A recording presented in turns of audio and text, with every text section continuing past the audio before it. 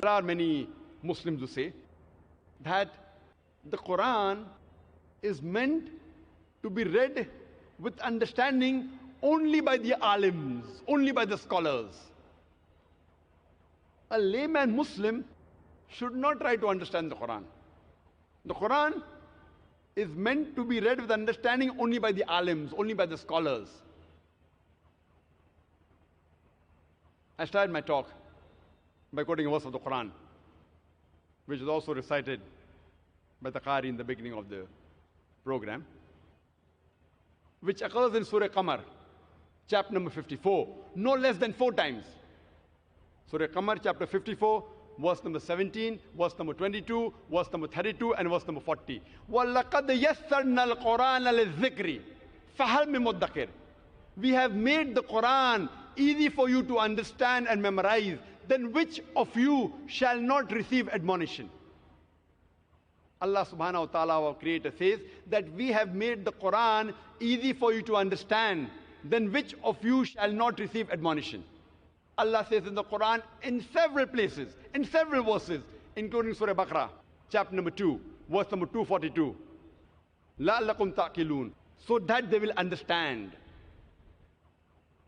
Allah says in Surah Hijr, chapter number 15, verse number 1, Alif Lam Ra, Tilka Ayatul Kitab, Wal Quran al Mubin. That Alif Lam Ra, these are the verses of the Quran that make things clear to you. So Allah subhanahu wa ta'ala is saying that this Quran, we have made it easy for you to understand. Allah says, so that they understand. Allah says, we have revealed the verses of the Quran so that it will make things clear to you. So who will you obey?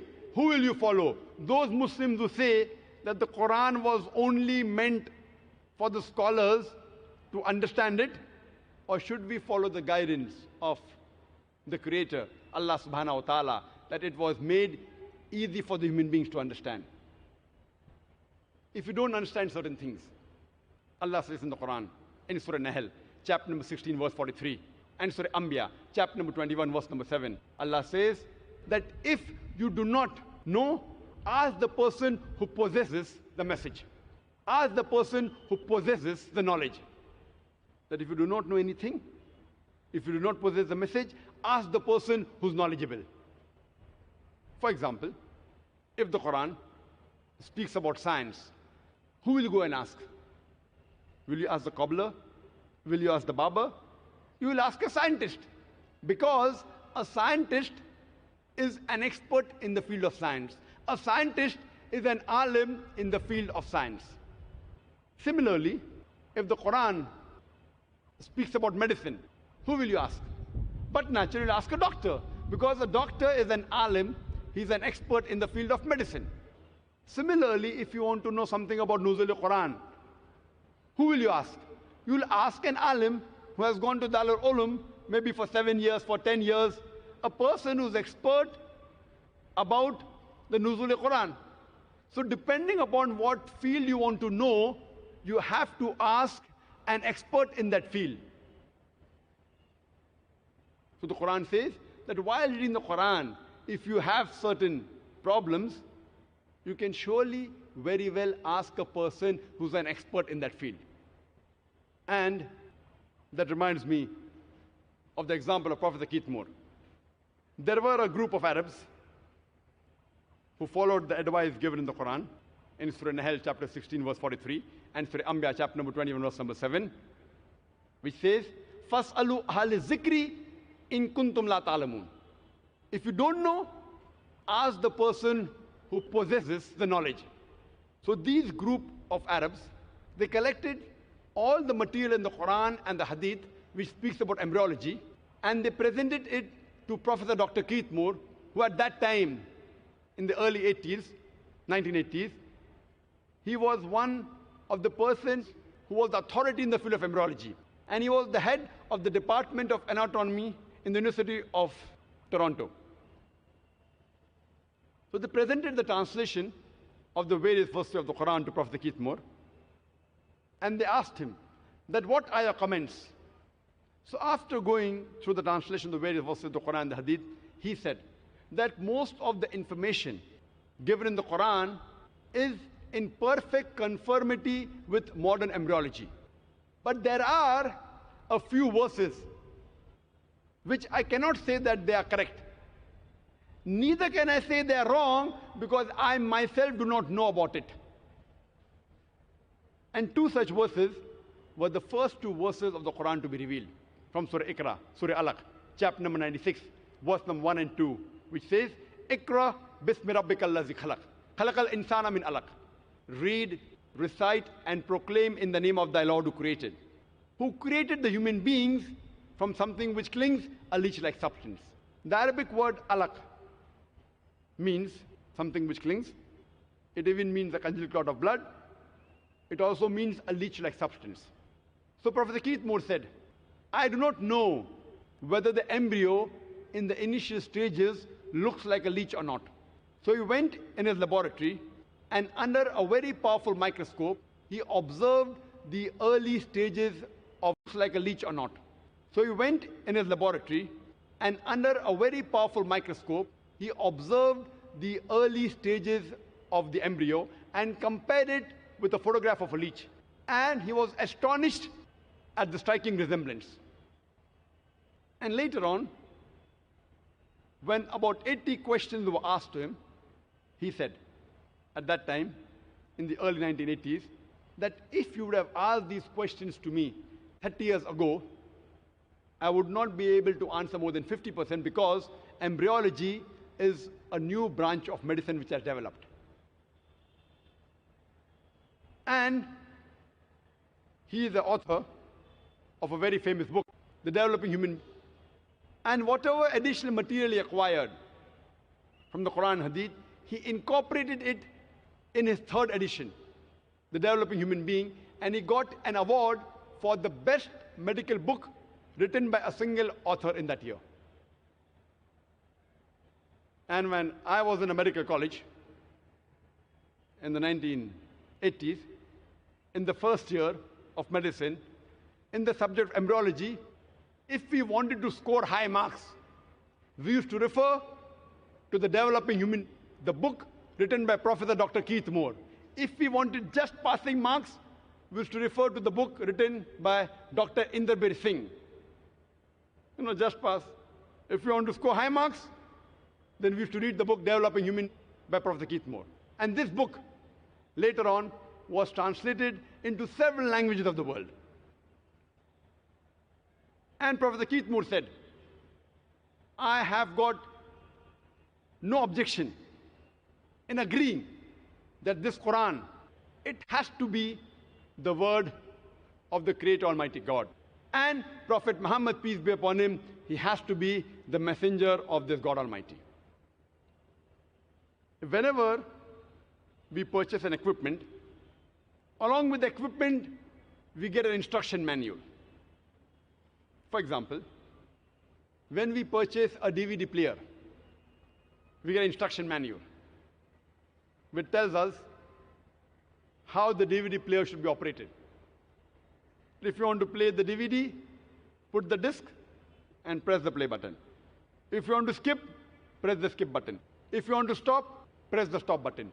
Don't drop it from a height, it will get damaged. Don't immerse it in water, it will get spoiled. All these details are given in the instruction manual. Whenever you buy an equipment, it has an instruction manual. And more complicated the machine, the more requirement of the instruction manual. If you allow me to call the human being the machine, I would say it is the most complicated machine on the face of this earth. Don't you think it requires an instruction manual? The instruction manual for the human beings, it is the glorious Quran. The glorious Quran is the last and final instruction manual for the human being. How a human being should lead his or her life is given in the Quran. Imagine if you buy an equipment and if it is in the language you don't understand. And we know today Japan is very advanced. Most of the electronic equipment, they come from Japan. But when we get the instruction manual, we get it in the language we understand. There may be a Japanese instruction manual, but along with it is the English translation. If you buy in India, you also get the Hindi translation. So when you want to understand the equipment, whether it's a DVD player, whether it's a washing machine, you read the instruction manual in the language you understand. Don't you want to read the instruction manual of the human being? What has our Creator, Allah subhanahu wa ta'ala, what has He mentioned in the last and final instruction manual of the human being, the glorious Qur'an? We don't have to get it translated. It's already available. Previously, when automobiles were introduced, the first time in India, people did not know how to drive. So whenever you purchased a car, the company, along with the car, the company also gave you a driver. Once a Nawab, a famous Nawab, a very rich man, he buys a car. So along with the car, the company also provides the driver. One day in the morning, the Nawab Sahib, the rich multimillionaire, he tells his driver, I want to take my Begum Saiba. I want to take my wife for shopping. Please get the car ready. The driver replies, Nawab Sahib, the car is not in working condition. Nawab Sahib is very angry. Put the car back in working condition immediately. So the driver says, to put the car back in working condition, I require 10 liters of milk, 20 kgs of pure honey, 30 kgs of pure ghee, and 40 kgs of rice. That also basmati rice. So Nawab Sahib, the rich multimillionaire, he gives the driver 10 liters of milk, 20 kgs of pure honey, 30 kgs of pure ghee, and 40 kgs of rice. That also basmati rice, top quality. The driver gives it to his wife, and within a few minutes, the car is in working condition. I'm asking you a question. Today, if your driver tells you that to put the car in working condition, he requires 10 liters of milk, 20 kgs of pure honey, 30 kgs of pure ghee, and 40 kgs of basmati rice, what will you do? What will you do? Will you give it to him? What will you do? You will kick him out of the job. Even though you're not a mechanic, you know how to drive the car. You know very well that a car runs on gas and petrol. It does not run on milk, ghee, rice. You know very well. Even though you're not a mechanic, you know the basics, how a car functions. Similarly, today, if you know the basic message of our Creator Allah subhanahu wa ta'ala, if you know what our Creator Almighty God has mentioned in His last and final instruction manual, the Qur'an, no one will take you for a ride. You will understand your deen much easier. No one will make a fool out of you. There are some people who tell me, Brother Zakir, suppose if you're driving a car, and if you have a temporary license is a kacha license in India, temporary license. And if you have an accident, the police will give you a small fine. If you have a permanent license, and if you have an accident, the police will give you a bigger fine. Therefore, if you don't read the Quran, and if you don't understand the Quran, and if you make any sin, God will punish you less. If you understand the Quran, and then if you commit a sin, then God will give you double punishment. Very good logic. So why don't you understand the Quran? Behave like a person who have a temporary license and enjoy life. Less punishment. I told this brother, for sake of argument, I agree with you, that a person who has a temporary license, a person who has a kacha license, if he has an accident, maybe the police will fine him with 1,000 rupees or $1,000. And if a person who has a permanent license, if he has an accident, maybe the police will fine him double, 2,000 rupees or $2,000. Okay, I agree with you. But the point to be noted is, that if a person who has a permanent license, in 1 year the chances he'll have an accident is maybe 1. But a person who has a temporary license, who has not learned driving well, the chances he'll have an accident in 1 year is maybe 50. So at the end of the year, the person who has permanent license pays a fine of 1,000 rupees or $1,000. And a person who has a temporary license, he pays a fine of $50,000. A person who has a temporary license pays $1,000. A person who has a permanent license pays $2,000. So if he has an accident once a year, at the end of the year, he pays a fine of $2,000. And a person who has a temporary license, maybe he'll have 50 accidents in a year. At the end of the year, he pays a fine of $50,000 or 50,000 rupees.